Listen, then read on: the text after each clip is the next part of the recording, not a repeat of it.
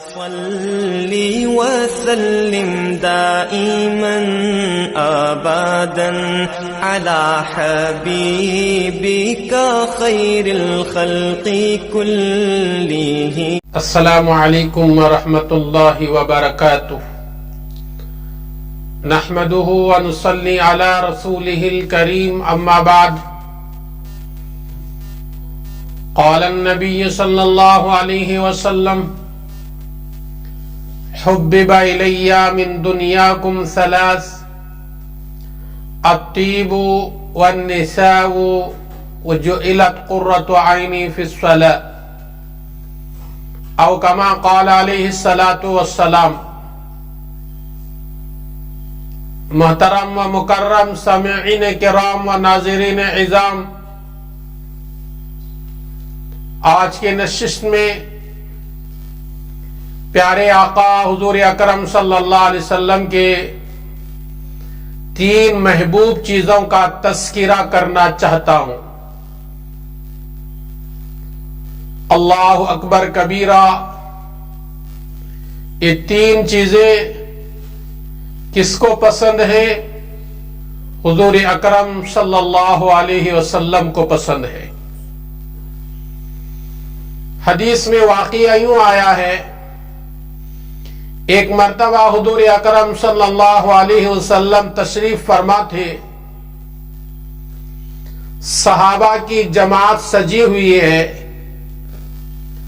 آقا صلی اللہ علیہ وسلم نے ارشاد فرمایا: حبب الی من دنیاکم ثلاث، مجھے تمہاری دنیا میں سے 3 چیزیں پسند کرائی گئیں.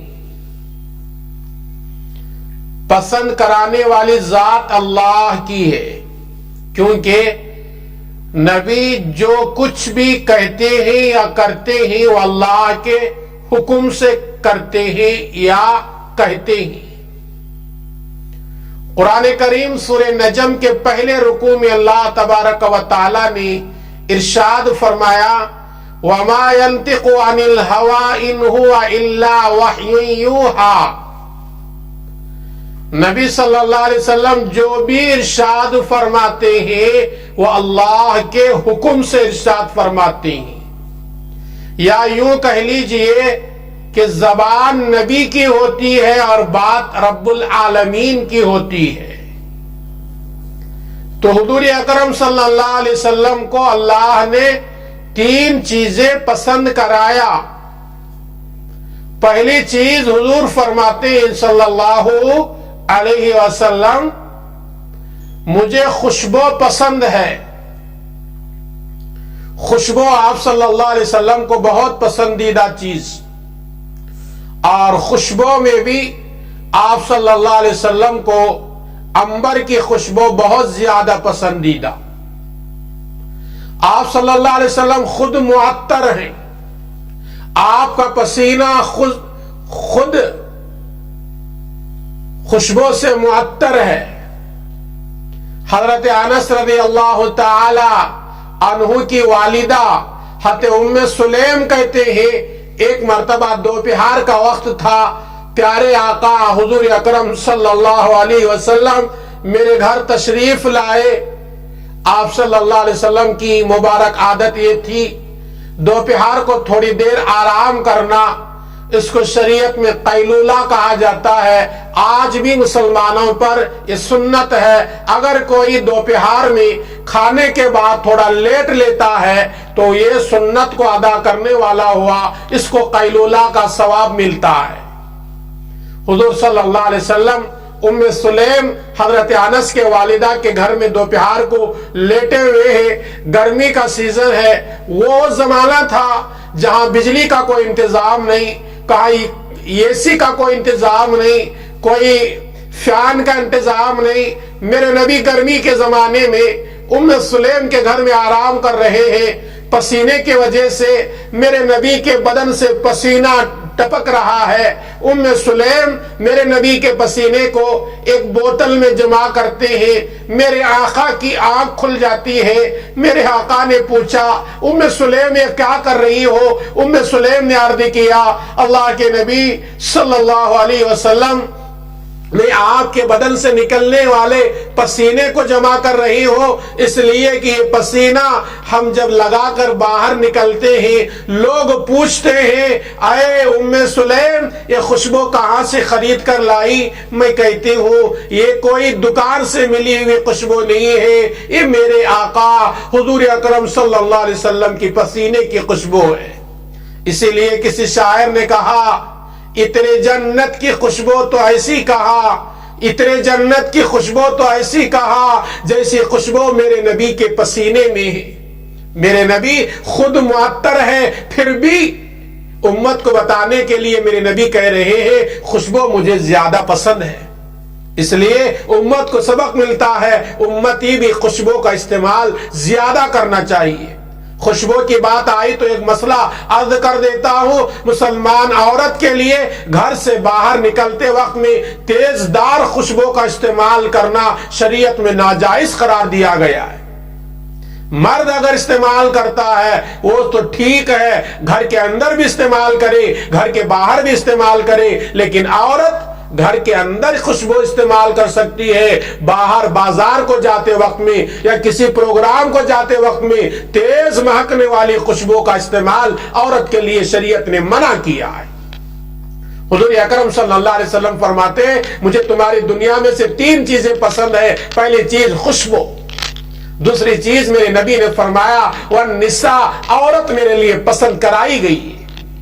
اللہ کے نبی صلی اللہ علیہ وسلم نے عورت پسند کرائی گئی کیوں ارشاد فرمایا؟ اس لیے کہ اسلام آنے سے پہلے عورت کو جانور سمجھا جاتا تھا، عورت کا کوئی مقام نہیں تھا، عورت کا کوئی رتبہ نہیں تھا۔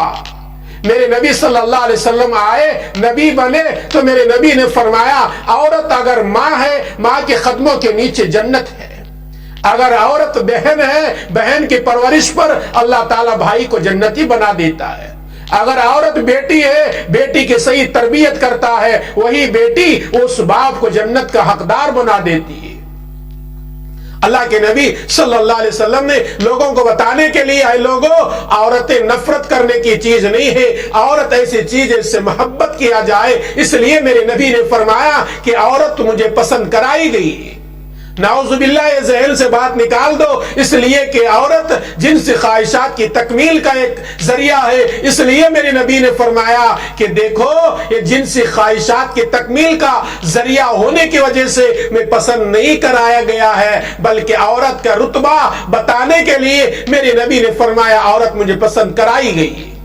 اگر جنسی خواہشات کی تکمیل کے لیے میرے نبی ارشاد فرماتے تو میرے نبی کی عمر 25 سال ہے، اور میرے نبی پہلا نکاح ہوتے ہیں خدیجہ الکبریٰ رضی اللہ تعالی عنہا سے، اور خدیجہ کی عمر 40 سال ہے۔ جب تک حضرت خدیجہ رہی اللہ کے نبی نے دوسرے عورت سے نکاح نہیں کیا، حالانکہ آپ صلی اللہ علیہ وسلم اگر اشارہ کر دیتے عرب کے بڑے بڑے قواریاں بڑے بڑے خوبصورت لڑکیاں اللہ کے نبی کی خدمت میں آ کر لوگ ڈال دیتے تھے، لیکن میرے نبی نے حضرت خدیجہ کے انتقال تک بیوہ کے ساتھ زندگی گزارا، میرے نبی نے کوئی دوسرا نکاح نہیں کیا تھا۔